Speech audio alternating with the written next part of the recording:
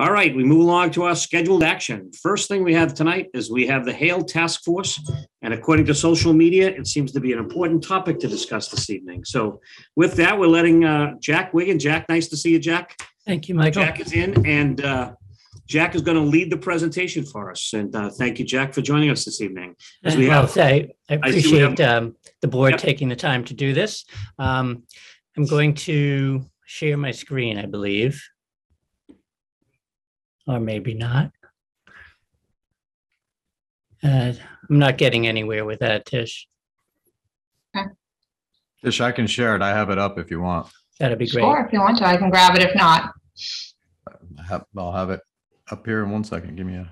I'm just still letting a few more in. Yeah. Okay. Jack, let me get back to page 1 for you here before I do. Let's see. We'll go there. Here. Share that. What we refer to as filler on downtime, so that it appears that we're working behind the scenes. All right. And yeah, how's that? You see that? Excellent. You start this slideshow. That'd be great. Perfect. There you go. Whoop. Well, again, as the chair mentioned, my name is Jack Wiggin. I'm a member of the task force that was created a couple of years ago to look into this proposal to put a conservation restriction on Hale's property. So I've been asked to provide a brief overview of what the task force has been up to, and then report recommendations of the task force to the board, to the select board.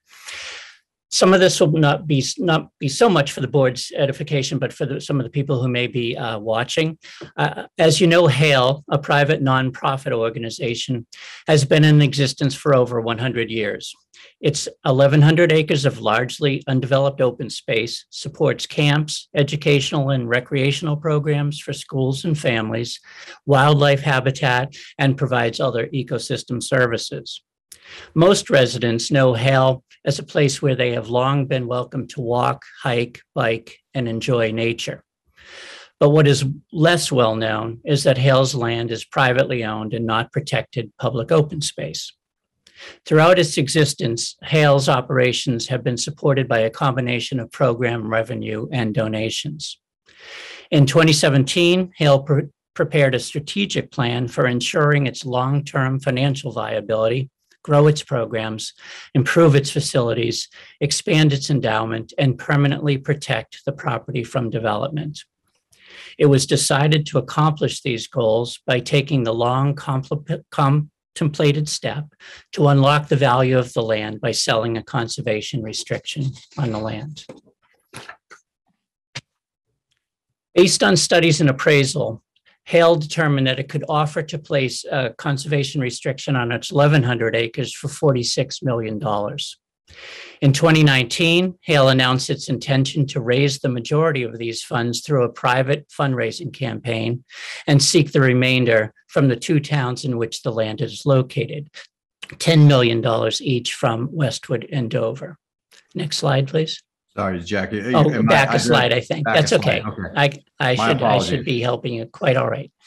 In response, a Westwood Conservation Restriction Task Force was created by the town in the summer of 2019 to study the proposal and advise the select board.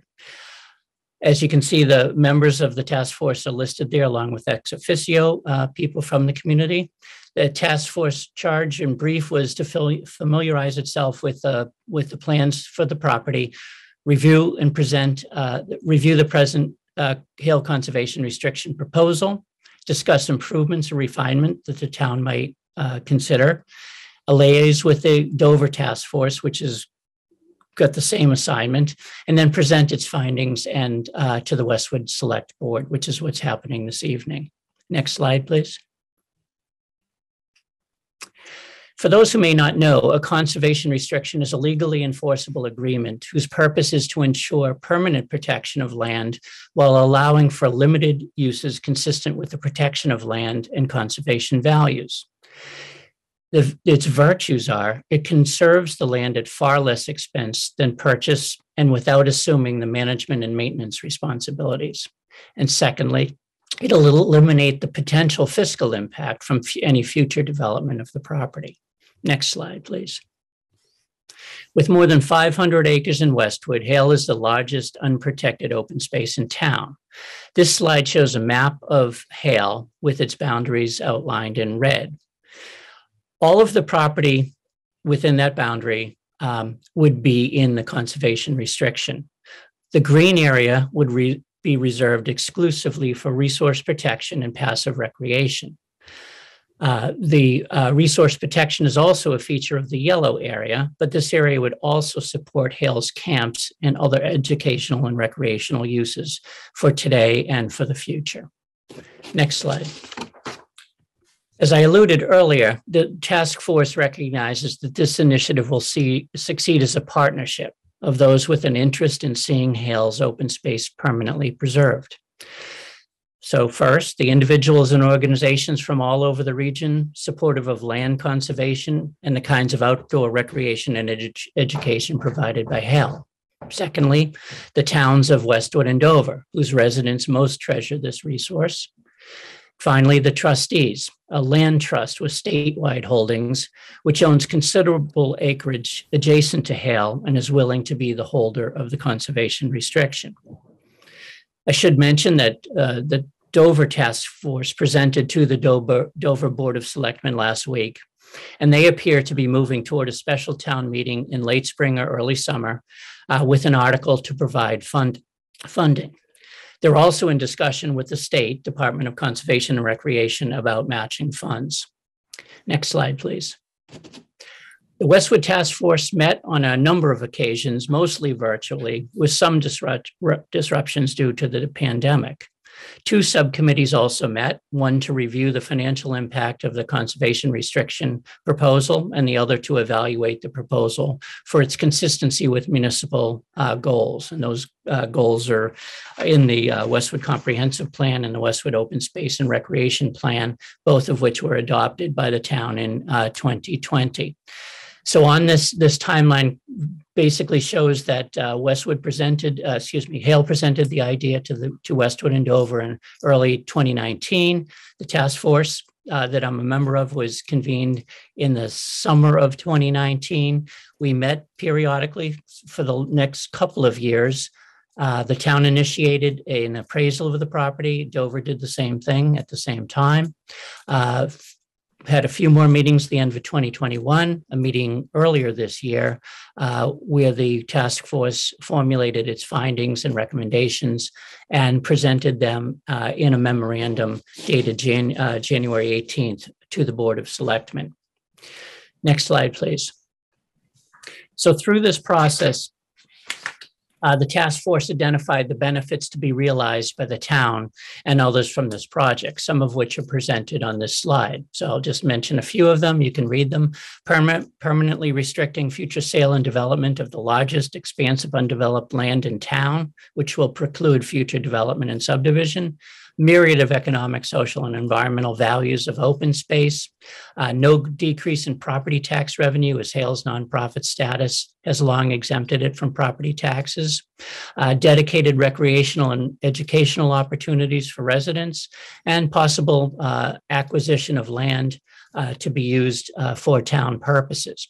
So as the task force was doing its work, it was considering an appropriation from the town. It considered a number of other options, such as land sale to the community in order to serve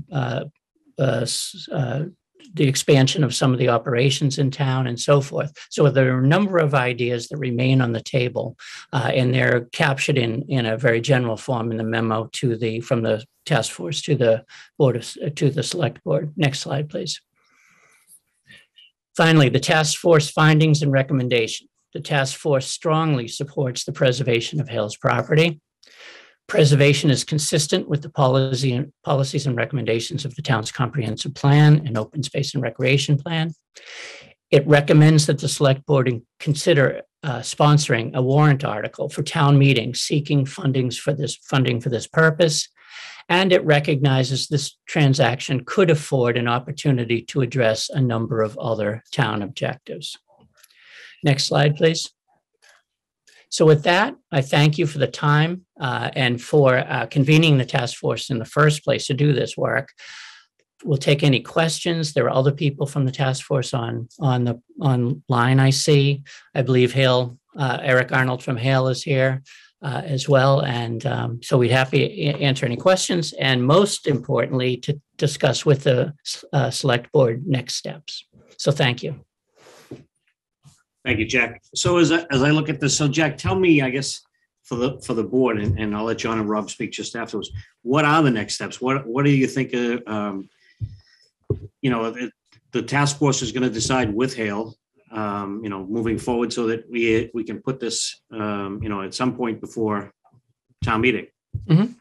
Well, I believe what the task force concluded was that at this point, we've made the recommendation. We believe that it would be worthwhile for the town to consider a warrant article to provide support for it, and looking toward the select board for leadership as we move forward.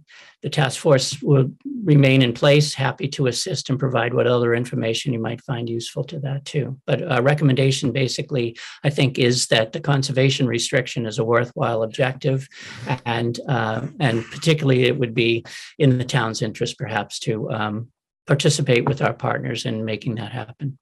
Okay, thank you. John, you had your hand up and then it dropped. Yeah, no, I was gonna, well, Michael, first I was on the task force, and I appreciate the appointment from you and Mr. Gotti and his predecessor.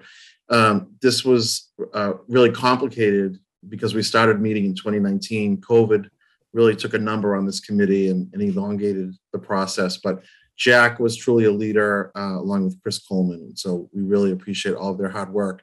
We spent a lot of time talking about steps. It does become a little bit tricky in that I think folks, look at Dover and see one process. I think it's important to recognize that, Dover just has undisturbed land, and it will potentially have a conservation restriction on undisturbed land. The Westwood side of Hale has had development, and we do incur traffic and some other things that we need to provide services for, and that will continue in the future. So it's a little bit of a different analysis. But in terms of process, it gets a little bit more complicated because ultimately we would be talking about procurement of property. So at some point, this would need to go to the select board in executive session. I think for us and the task force, the purpose of tonight was really just to present, where we are, and ultimately get to a place where we can empower, Chris Coleman to have discussions with Hale about what a potential deal could look like. And is it there? Is it possible? This would ultimately probably be a borrowing article. We would require 2/3 of town meeting. So there's a lot to it. So I think the next steps, process-wise, is for the board to consider what's happening here, give some direction to Chris. Chris would report back to us in executive session what that potentially could look like. We obviously are not going to make this spring's town meeting. This would be a special town meeting sometime later, or the fall town meeting, or whenever the board decides. So I think tonight was really just more about a listening session and updating everybody, because this has gone on now for well over 2 years. So that was a long answer to your question, but I think that's how I view it. Jack, does that kind of align with? I believe that's the case. Yeah. Thank you, John. Rob, you had your hand up? Still got your hand up? I did have my hand up, and actually John stated a couple of things that were going to be questions in mine, because the first was going to be, while there's no action needed tonight, is there direction that we need to give to Chris in order to keep the conversation and exploration going? I wanted to just ask, and maybe this is for a future meeting, what are some of the solutions that are being considered that could meet some of the town goals and yet also maybe mitigate some of the impact. So I'd like to hear a little bit more about that. Generally, supportive of the idea, because it's highlighted, consistent with, as Jack stated, the comprehensive plan, which he led. Thank you, Jack. And the open space and recreation plan as well. So I think there's some general support, and you're starting to see some signs pop up around town. So I agree with John, though, as a practical matter. I just don't think that anything is going to be a 22 town meeting, spring town meeting, because there hasn't been any other than this public discussion around it. So that's where I'm feeling right now. Yeah, I mean, Rob, I'm happy to try to answer, and then maybe Jack can add on. I think to your first question, I think it is just empowering Chris at this point to be able to have the conversation, and that is what Hale has said. Don't say it's not just a yes or a no decision, but it's how do we facilitate that conversation, and that would, I think, really be through Chris. And then the second point is, we are in desperate need as a town for some sort of recycling facility, some sort of sustainability space. The DPW yard is incredibly outdated. We had floated ideas like potentially micro housing for employees of the town. And so it's just those issues that would have a benefit to the town that we could potentially do. And although Hale does present on the Westwood side traffic and service necessity, that would also be present if Hale were to ever sell off land and we build homes. So that is somewhat of a neutral, but those are the questions that we need to dig a little bit further into. So I hope that answered. Jack, do you think there was more? I think it does. I think from the task force's point of view, you've captured it, both of you, and that the task force just would very much like to see this move forward in whatever form that might be. And John, you suggested that it might be asking Chris Coleman if he would continue to work maybe at a slightly accelerated pace as we move into these coming months in order to figure out what it is that needs to be done in order to make this happen. And that includes not only, I think, the potential warrant article, but some of these other ideas that were discussed with the task force that might, as Rob mentioned, it might help make the S more palatable for the citizens of Westwood. Yeah, and I think the other thing that I'd like to see with that, Jack, is just some more open conversation like this, so that we, can get people familiar with what the need is, what the options are, and what the benefits of those options that we're considering might be, and what the impact would be on a borrowing article. Great. And I think that would be something that we'd all look at going forward. I did invite, they asked to be invited, and yes, I did let them in. Nancy and Karen are here from the Land Trust. And although we're not having a public hearing, I did say it was okay for both of you to weigh in. So Karen, would you like to go first? And then Nancy, if you'd like to add anything. Yes, I would. Thank you so much, Mike, and other select board members. Really appreciate this opportunity to present, especially under these circumstances of not being a hearing. I'd like to also thank the members of the task force. Conservation restrictions are not easy topics, so just the topic itself can be complicated to understand and many different viewpoints. So I really appreciate the work that's been done, and with COVID thrown in there, it's made it even more complex. For those of you, because I know there are others listening on here, I just want to mention that I am president of Westwood Land Trust. I've been involved with the Land Trust since 2003. The Westwood Land Trust is a nonprofit organization. We're dedicated to preserving open space and habitat in the town of Westwood. Jack, you couldn't have described what a conservation restriction is any better. Thank you very much. We'll reuse that slide going forward. The Land Trust was founded in 1999, and our organization protects 220 acres with conservation restrictions on 12 parcels in Westwood, saving scenic views and preserving habitat for our wildlife. 3 of these 12 parcels were donated by private individuals to the town of Westwood, totaling 49 acres. We are grateful to the 800 plus residents that have financially supported Westwood Land Trust's mission since our inception.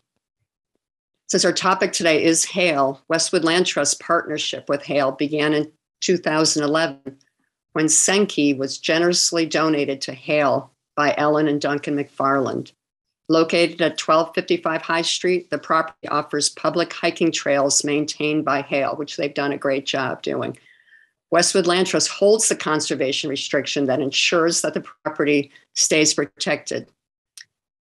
For this project, Westwood Land Trust wholeheartedly supports Hale's current campaign to preserve its property. And we truly are hoping that all of the property would be preserved. And there are 4 reasons that really stand out to us. I'm probably going to repeat a couple that Jack mentioned, but they're worth repeating. Hale represents the largest unprotected property in Westwood, 520 acres or 7% of the town's area. This property has been at the top of Westwood Land Trust's critical properties to preserve list. We developed this list when we first started as an organization, and we had about 40 properties on the list. This has always been top of the list. In addition, Hale abuts other protected lands such as Noanette Woodlands, Powasset Farm, and Rocky Woods. Jack showed that us on the map. But again, this contiguous property, even extending, it's so important for open space and habitat. Secondly, the proposed conservation restriction would protect nearly half a mile of frontage along Dover Road and Carby Street. This is something that the state looks at a lot, not just from people to have public access, but those scenic views. When we go to the state to get a conservation restriction, that's one of the things they require. Thirdly, Hale is a cooperative landowner. This is very important when trying to preserve land. We've talked to some properties that were just beautiful properties, but again, if the landowner doesn't have any interest in preserving it, it's a lose-lose. This could be a win-win. Hale wants to preserve its property to help support its mission. Fourthly, Hale is a valued community partner, providing Westwood residents access to its property for over 100 years. They've also provided educational resources to Westwood Public School children and summer employment. They've been giving us so much for many years. As Jack showed in his timeline, Hale met with your board. I know one of you has changed since then in July 2019 to announce the launch of its campaign to preserve property and to raise funds to offset the resulting decrease in its land value and establishing an endowment for programs and maintenance. Hale has been actively soliciting both private and public funding sources and developing partnerships to achieve its goals. I've been a member of Hale's campaign cabinet since that was formed in 2019, and I'm also on the campaign's executive committee, just deeply involved with what's happening and really passionate about what's happening, but also showing the partnerships that Hale's creating. Nancy Dempsey, the vice president of Westwood Land Trust and former president, she's going to speak a little bit more about moving forward, what we've done moving forward. I'll be very quick. And thank you first and foremost for giving us a couple of minutes to speak. Westwood Land Trust has been partnering formally and informally with Hale for many years. And at the heart of what we do is to preserve land forever in town. I've been involved with the Land Trust since 2002. I'm an attorney, a tax attorney, and I've been deeply involved with every single conservation easement that we have done as a land trust, but for the very first one at Lowell Woods. And conservation easements are so powerful because they protect land forever.